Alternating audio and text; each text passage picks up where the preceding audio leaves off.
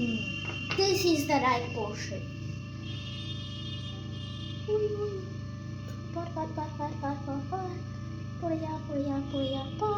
এটা কি হচ্ছে? পড়ে যাও পর। তারপর আনন্দ করে করে রান্না করছো, তাই তো? হ্যাঁ, আনন্দ করে রান্না করলেই রান্না দারুণ টেস্টি হয়। First time attempt, such a good one.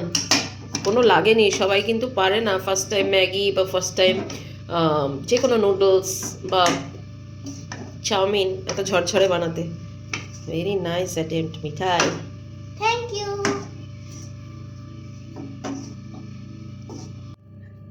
আমার বাড়িতে তো বিনস, তারপরে গাজর ছিল না, শুধু ফুলকপি ছিল, তাই আমি ফুলকপি দিয়েছি সবজির মধ্যে।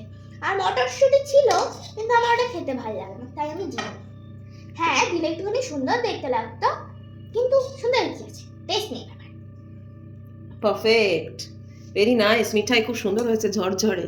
টেস্টটাও কিন্তু দারুণ হয়েছে, আমি খেয়ে দেখেছি। Thank you. মা বাবাকে সারপ্রাইজ দিয়েছি।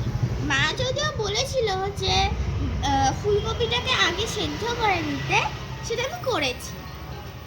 আর এই যে দেখছো ডিমগুলো, কি দেখতে পাচ্ছ তোমরা? এই ডিমগুলো কিন্তু আমি আলাদা করে স্ক্র্যাম্বল করিনি, আমি একসাথে স্ক্র্যাম্বল করেছি।